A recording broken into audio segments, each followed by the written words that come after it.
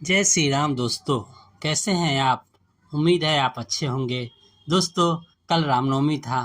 उम्मीद है आपने बड़ी धूमधाम से प्रभु श्री राम का जन्मदिन मनाया होगा और प्रभु श्री राम की कृपा प्राप्त हुई होगी। दोस्तों, आज मैं जो आपको सुनाने जा रहा हूँ वो हनुमान और सुग्रीव संवाद है। कृपया ध्यान से सुनिएगा। पवन कुमार हनुमान शास्त्रविद, नितिंग और सूझबूझ वाले मिनीषी थे। कब क्या करना चाहिए और क्या नहीं करना चाहिए जैसी बातों का उन्हें यथार्थ ज्ञान था। बातचीत करने की कला में वे निपुण थे। उन्होंने देखा आकाश निर्मल हो गया। अब न तो बादल दिखाई पड़ रहे हैं और न ही बिजली चमकती है। वर्षा ऋतु समाप्त हो गई है। वे सुग्रीव के विषय में विचार करने लगे। उन्हें स्पष्ट प्रतीत होता हुआ कि मनोरथ सिद्ध हो जाने के पश्चात सुग्रीव अपने कर्तव्य की अवहेलना करके विलासिता में मग्न रहने लगे हैं। उनकी पत्नी रूमा के साथ साथ अब तारा भी उनके विलास लीला का एक महत्वपूर्ण अंग बन गई है। राजकाज का भार केवल मंत्रियों के भरोसे छोड़कर वे स्वयं स्वेच्छाचारी होते जा रहे हैं। श्री रामचंद्र जी को दिए गए अपने वचन का उन्हें स्मरण भी नहीं रह गया है। इस प्रकार से सभी तरह से विचार करके हनुमान सुग्रीव के पास जाकर बोले, हे राजन, आपको राज और यश दोनों की ही प्राप्ति हो चुकी है।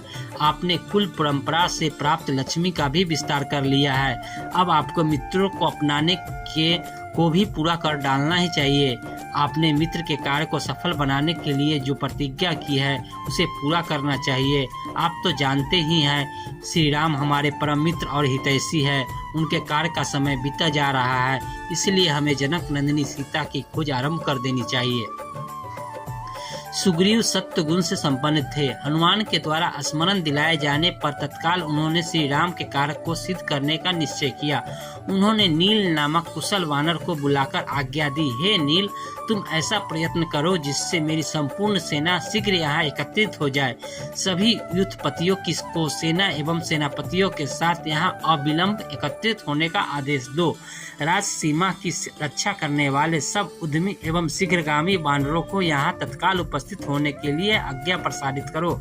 सभी को सूचित कर दो कि जो वानर 15 दिन के अंदर यहाँ बिना किसी अपहाय के कारण उपस्थित नहीं होगा उसे प्राणदंड दिया जाएगा।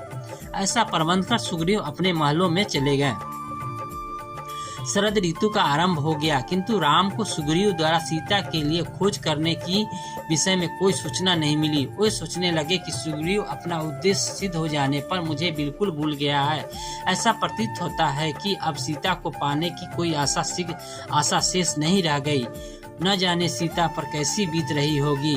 राजहंसों के शब्दों को सुनकर निद्रा त्याग करने वाली सीता न जाने अब कैसी रह रही होगी। यह शरद ऋतु से और भी अधिक व्याकुल कर रही होगी। यह सोचते हुए राम सीता को स्मरण कर विलाप करने लगे। उस समय लक्ष्मण फल एकत्रित करने के लिए गए हुए थे। जब लक्ष्मण फल लेकर समीपवर्ती वाटिका से लौटे तो उन्होंने अपने बड़े भाई की अवस्था पर दृष्टिपात किया। लक्ष्मण को देखते ही उन्होंने निश्वास लेकर कहा, हे लक्ष्मण, पृथ्वी को जल पलवित कर देने वाले गजरते बादल अब शांत होकर पलायन कर गए हैं। आकाश निर्मल हो गया है। चंद्रमा, नक्षत्र और सूर्य की प्रभाव पर शरद ऋतु का प्रभाव स्पष्ट दृष्टिगोचर होने लगा है। हंस मानसरोवर का परित्याग कर पुनः लौट आए हैं और चक्रवातों के समान सरिता के रेतीले तटों पर क्रीड़ा कर रहे हैं। वर्षा काल में मदो उन्मत्त होकर नृत्य करने वाले मोर अब उदास हो गए हैं। सरिता की कलकल करती वेगमयी गति अब मंद पड़ गई है। मानो वे कह रही हो, 4 दिन के यौवन पर मंदो उन्मत्त होकर गर्व करना उचित नहीं है। सूर्य की किरणों ने मार्ग के कीचड़ को सुखा डाला है। इससे वे आवागमन और यातायात के लिए खुल गए हैं। राजाओं की यात्रा के दिन आ गए हैं, परंतु सुग्रीव ने न तो अब तक मेरी सुधि ली है और न जानकी की खोज कराने की कोई व्यवस्था ही की है। वर्षा काल के ये 4 मास सीता के वियोग में मेरे लिए 100 वर्ष से भी अधिक लंबे हो गए हैं, परंतु सुग्रीव को मुझ पर अभी तक दया नहीं आई। पता नहीं मेरे भाग्य में क्या लिखा है। राज छिन गया, देश निकाला गया हो गया, पिता की मृत्यु हो गई, पत्नी का अपहरण हो गया और अंत में इस बानर द्वारा भी ठगा गया।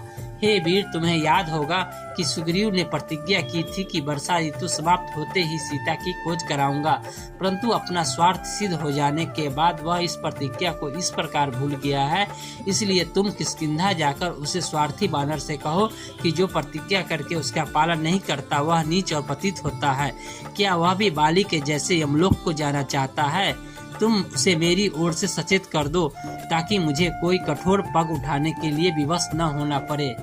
तो ये थी आज की कहानी। आपको कैसी लगी जरूर बताइएगा। धन्यवाद। जय श्री राम।